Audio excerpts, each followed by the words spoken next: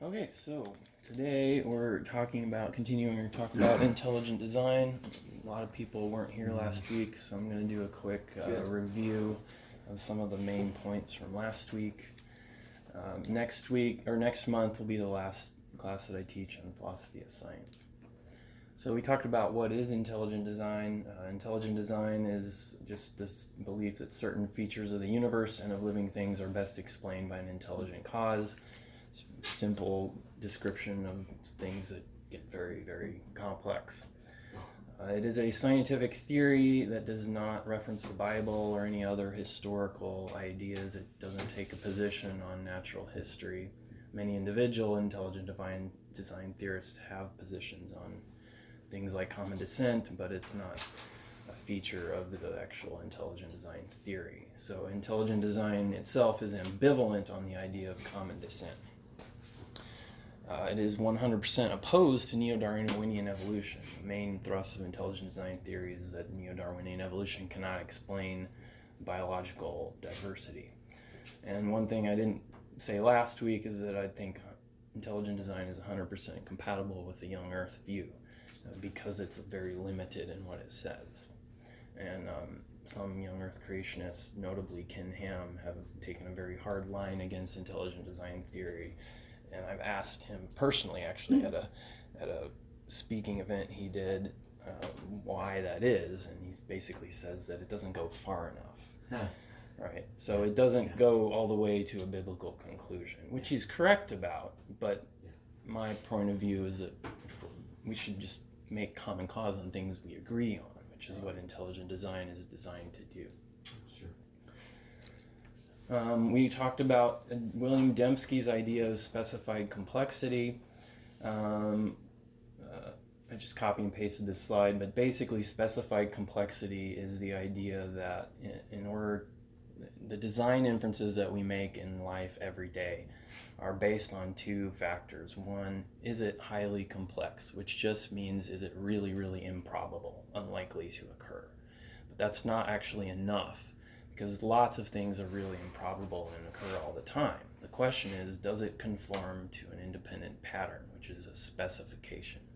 Does it conform to a pattern that we recognize as significant that's not related to the phenomenon in question? So, for example, a royal flush in a game of cards. It's only significant because of the rules of the game, right? It's not significant because of it's automatically we're expecting a royal flush from the rules, the way the cards are shuffled, the physical system that leads to a 5-card hand. Right? It's an independent specification. So we talked about probability of protein folds, and how functional stable protein folds are both incredibly rare as a function of the total number of possible sequences. And they're also highly specified because they conform to the pattern of the functions that are required for life to exist, which has nothing to do with any physical laws that determine the order of bases in DNA. If you remember, DNA is a string of bases, digital code. And there's no scientific laws that determine the order of bases must be the same order that leads to a stable functional protein fold. And so that constitutes a specification in Dembski's terms. I didn't talk as much about that last week, but I should have. And it's obviously highly improbable, and we went through a lot of the numbers leading to that conclusion. And again, I have video of this, so if you want to see the class session you missed, we can get you a video of it. And if you're not a mathematician, those are big numbers. Yeah, so we don't even have descriptions like millions and billions, trillions. 10 to the 1/18th power. Yeah, so the key number is the probability, and this is what a scientist named Doug Axe found in a study published in 2004, is that a protein folding domain of 150 amino acids in length has a probability of 10 to the negative 77th. That's comparable to the number of atoms in the entire universe, which is 10 to the 80th. So the probability of finding a functional sequence is about the same as finding one atom in the entire universe. Okay. Talk about a needle in a haystack. It's easier. That would be way easier. Yeah. Okay, so today we're going to discuss irreducible complexity, which is published in a book called Darwin's Black Box by Michael Behe in '96. This book, my dad bought this for me when I was in high school, and I read it and decided I wanted to study biochemistry because of this book. Wow. Prior to reading this book, I would really recommend it to anybody. I thought that when you get cut and bleed, blood forms a clot by drying. The water evaporates and it dries up and clots your blood. No, that's not how it works at all. It's incredibly complex blood clotting cascade, which he explains in the book, to both cause clotting on the outside and prevent it from clotting on the inside, which you do not want it to happen on the inside. So it's a very complex mechanism without which any of the pieces don't work, the whole thing doesn't work, and you have severe problems. Hard for that to evolve. Right. And that's the point that Behe is making. He goes through several examples of what he calls irreducible complexity, the human vision, the blood clotting cascade, and the bacterial flagellum, which became kind of the poster child of intelligent design theory, and a lot of the controversy has revolved around the bacterial flagellum. So we've talked about the flagellum before. This is the same picture you've seen before.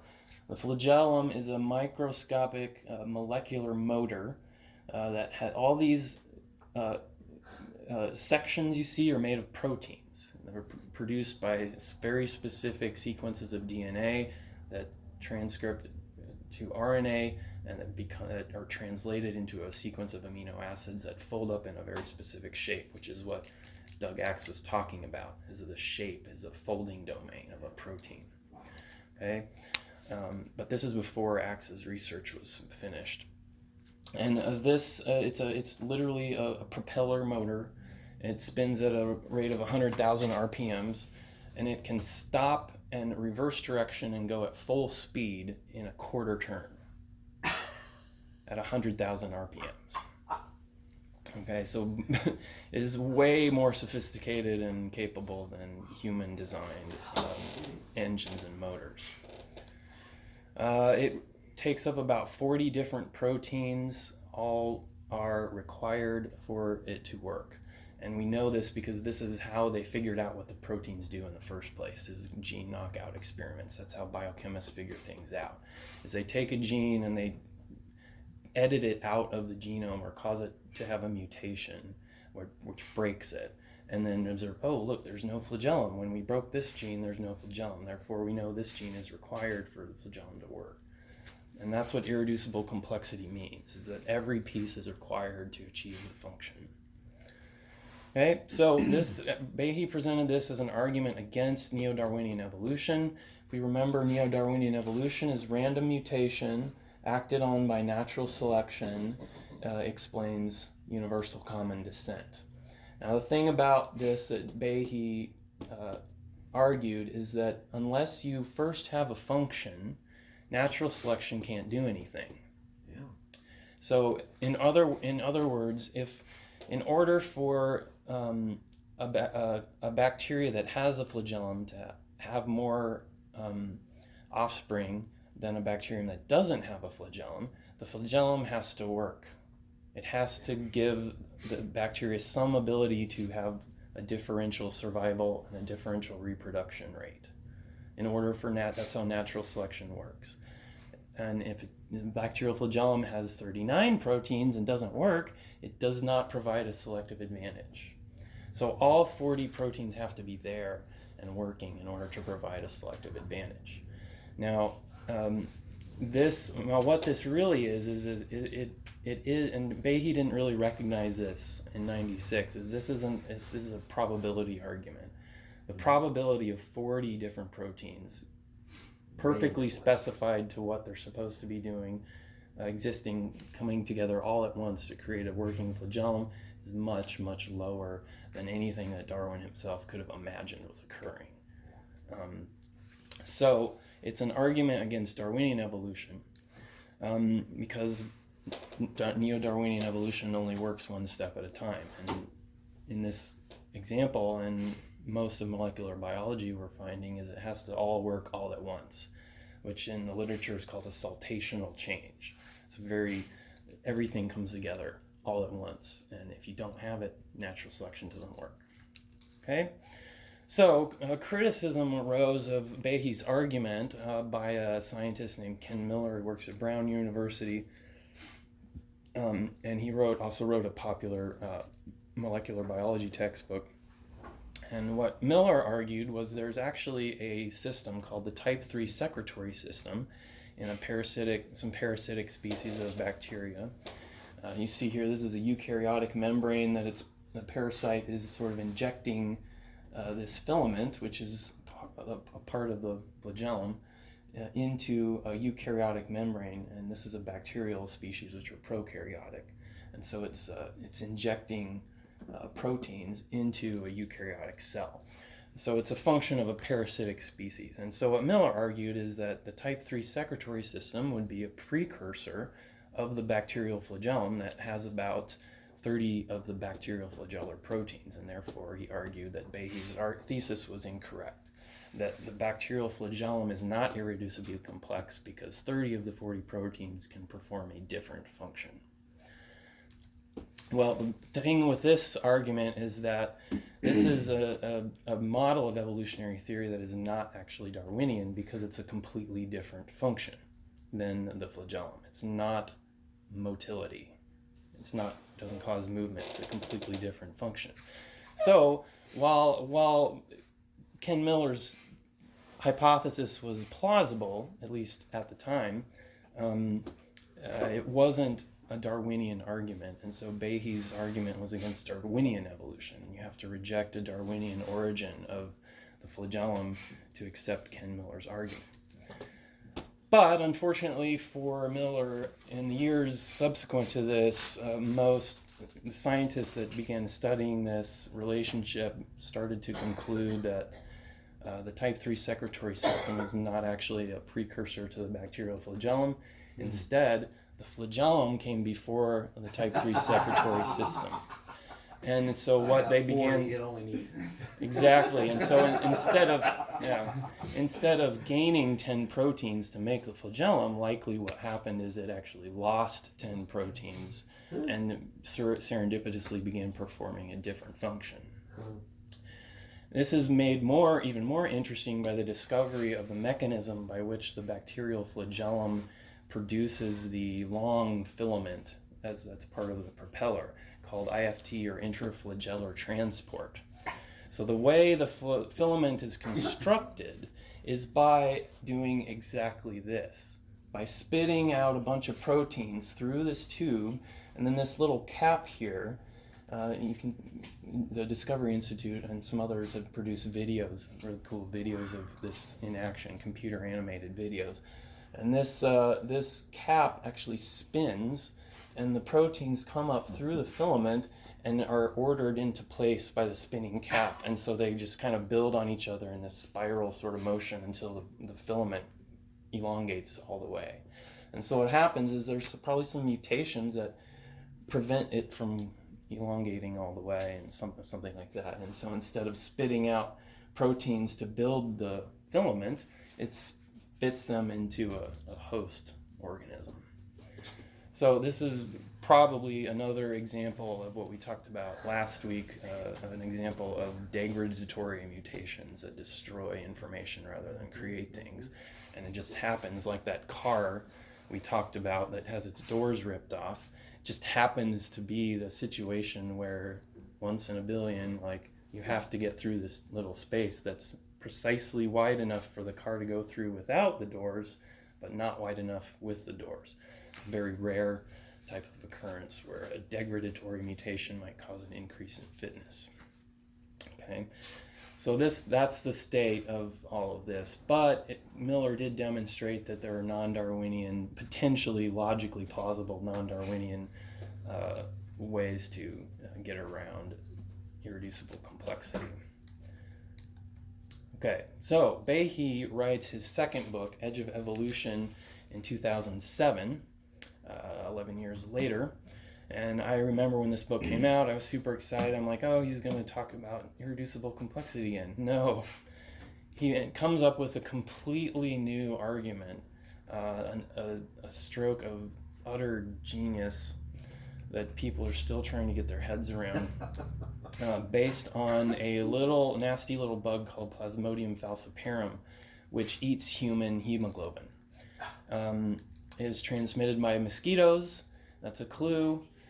And we know today that this is the bacterium that causes malaria. About 300 to 500 million people infected in a given year, 400,000 deaths a year, all from a little bug transmitted by mosquito bites that eats hemoglobin. Now, what we have also found, and this is in Behe's thesis in the book, is that there's a disease called sickle cell anemia. And we talked about this briefly before, so everything we talked about in previous classes is kind of coming together in today's lesson. It's kind of cool.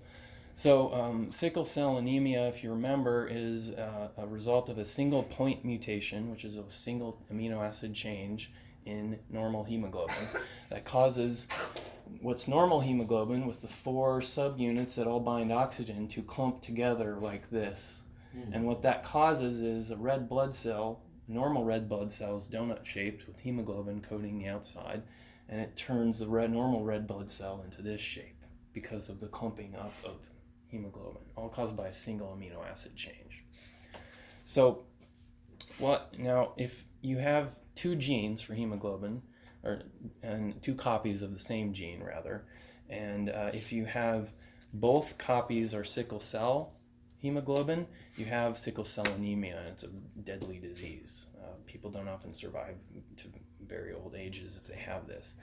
But if you have only 1 copy of the sickle cell hemoglobin gene and 1 normal copy, you have a resistance to malaria. And they still don't quite understand why. It's not well understood. It's something about the bug just doesn't like people with sickle cell trait somehow. Everybody eat them. Right. So when I worked in the lab that tested for sickle hemoglobin, we only tested African Americans for sickle hemoglobin because they're the only ones likely to have this. Why? Neo-Darwinian evolution seems to provide an interesting and a good answer for this. Because sickle cell anemia is a disease, right? It's bad, but in places that have a high prevalence of malaria, like West Africa, people who are carriers of the trait, only 1 of the genes, tend to have resistance to malaria. And so it's a very high selective pressure that favors people who have this disease. So, but Behe makes the point that this is not really equivalent to what Darwin imagined evolution to be. It's not a creative process. It's really more like trench warfare, where each side kind of is slowly worn down by this conflict until you lose things and you make trade-offs, right? Well, we might have 1/4 of our children are going to die of sickle cell anemia, but 3/4 of our, or 1/2 of our children will have resistance to. And so it's kind of this sort of where each side is kind of destroying each other slowly. And so what we went into then is a tactic that intelligent humans use to combat P. falciparum, and that's a drug called chloroquine. So if you remember, I've shown you this picture before as well. This is the heme cofactor that is inside every subunit of hemoglobin, and it helps hemoglobin bind oxygen.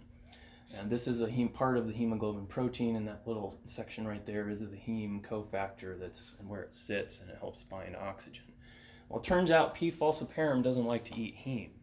He likes to eat the protein around heme, but he can't eat heme. So what does he do with all the heme that he's consuming while he eats hemoglobin?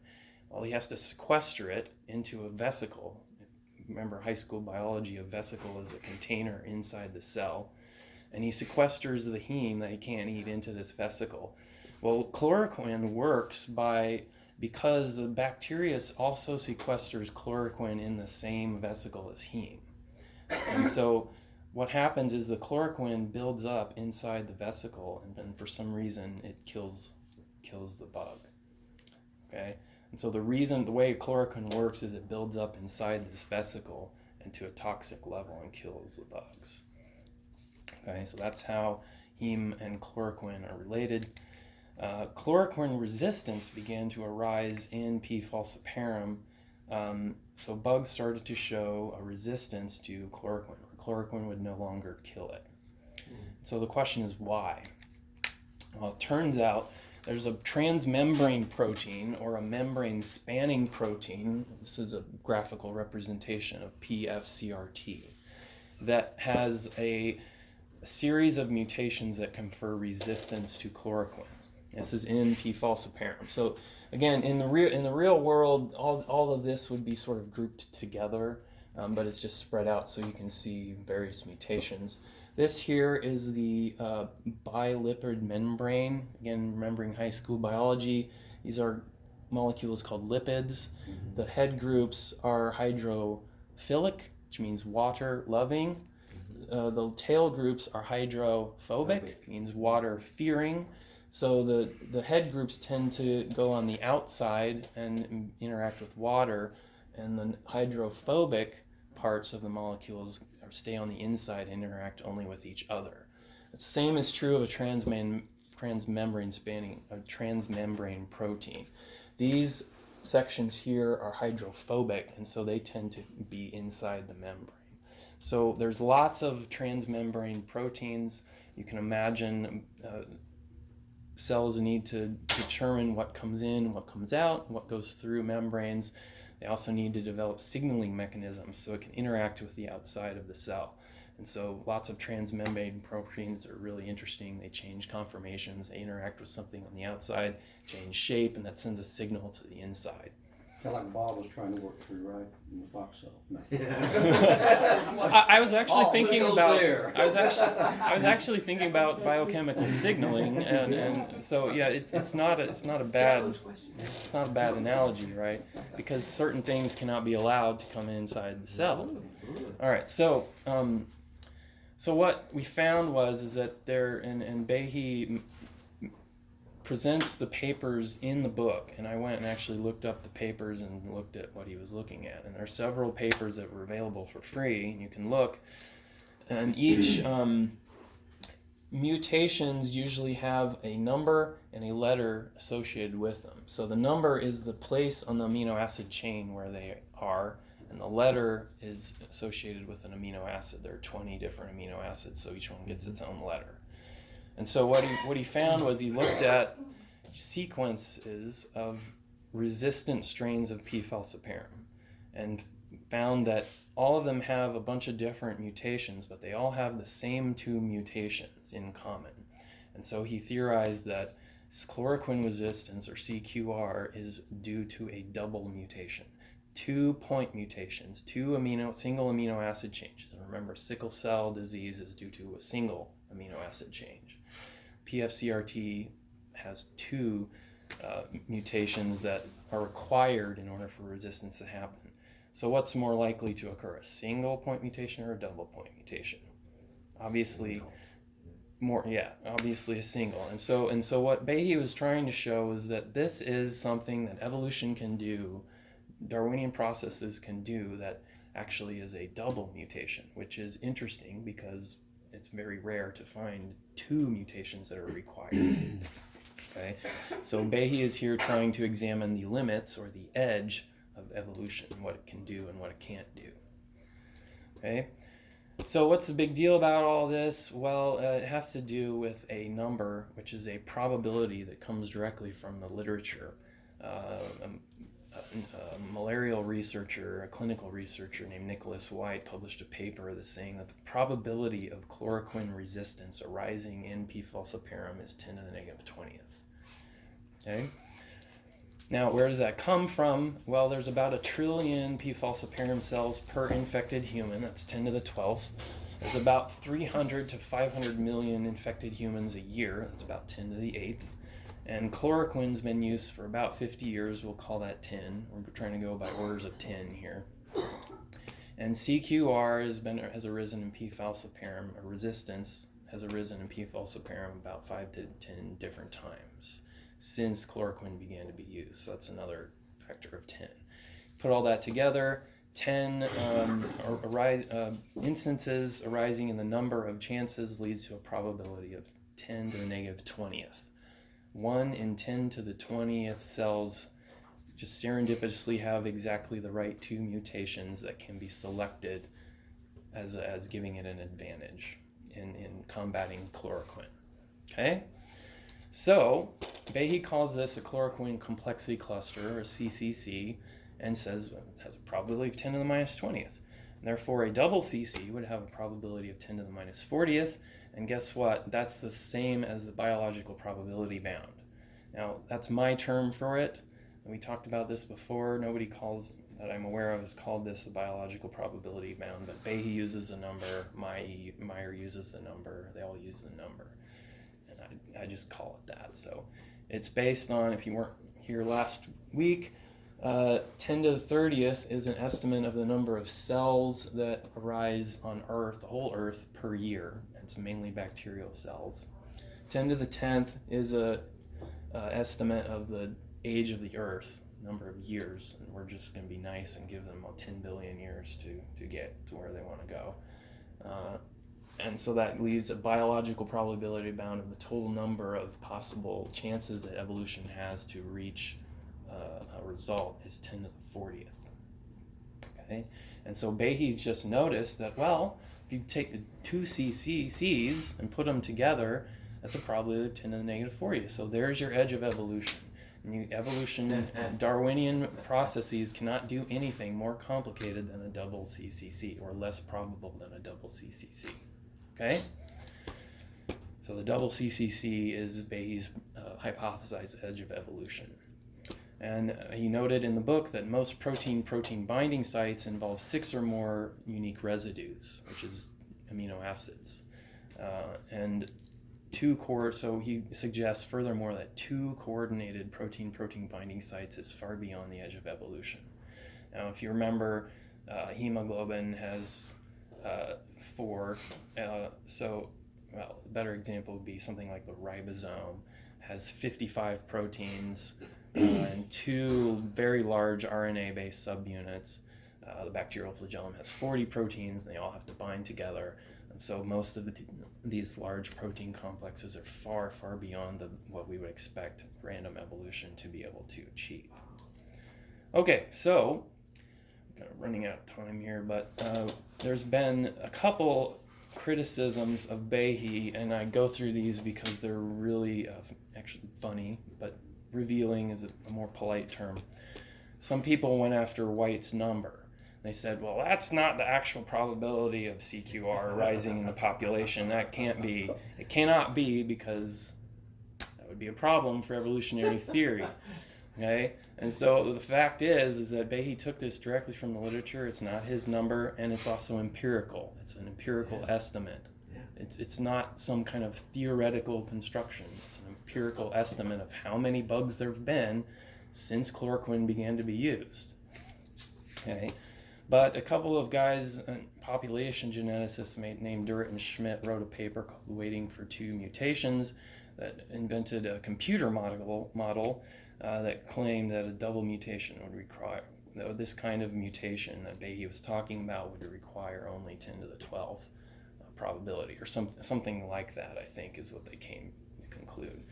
And Behe responded with an editorial letter called Waiting Longer for 2 Mutations, and explained, he was very nice about it, and he says, well, in order for your computer model to match the empirical number, all we have to do is change a couple of these parameters to make it more accurately model real life. So in other words, the computer model is not as trustworthy as actual empirical estimate. Okay, well, yeah, but different subject.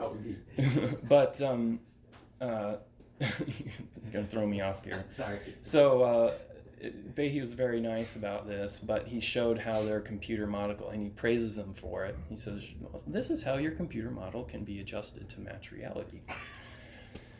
Now, even funnier criticism, which came out right away, was everyone up in arms saying, no, this is not a double mutation, it's actually a single mutation, and therefore it can easily happen.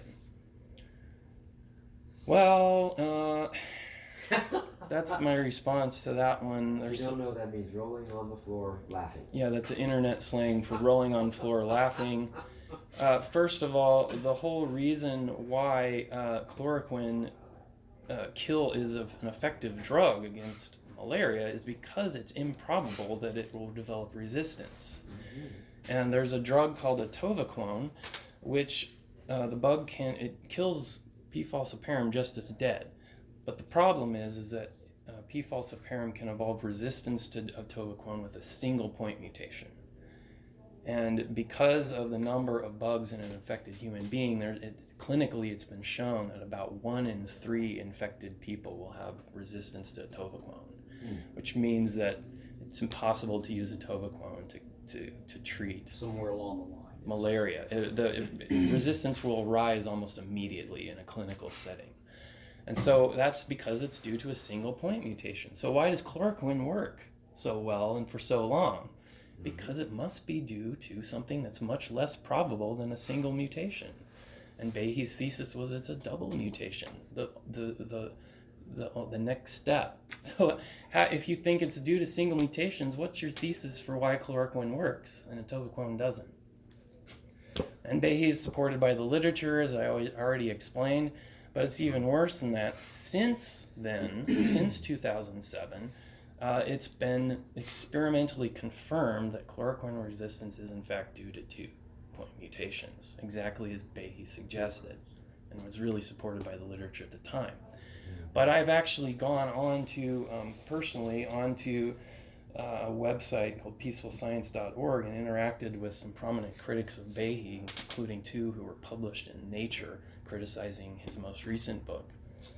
And they argued that, well, Behe is not a good thinker, and he doesn't reason well, because when he wrote this in 2017, it wasn't 100% confirmed. What? So now a scientist who makes a successful prediction is someone who shouldn't be trusted? It's this twisting of rational logic that people will bend over backwards to discredit Behe as sort of a personal attack. Well, you shouldn't trust what he says because it was only hypothesis and blah, blah, blah, blah.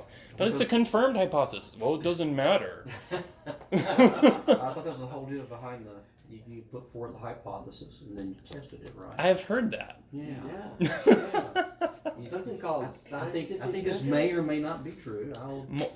Usually people who make successful hypotheses are lauded as visionary geniuses. Yeah. But not when you're an intelligent design theorist, apparently. Yeah. But it's even worse than this. Because suppose they're correct, and that CQR is actually due to a single mutation. The empirical probability doesn't change. It's still 10 to the negative 20th, empirically. And therefore, instead of the probability of a single mutation being easy to get, it's now 10 to the negative 20th for a single mutation, which Behe is saying it's a double mutation. So therefore, the edge of evolution would be even worse if they were correct.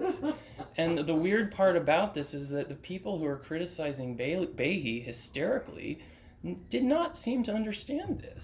They're blinded by their attempt to discredit intelligent design. So, yeah, so we don't have time to finish up, but maybe we can talk about some of that next week. But anyway, so that's the end of the whole Behe thing. So Good stuff. it never ceases to amaze me.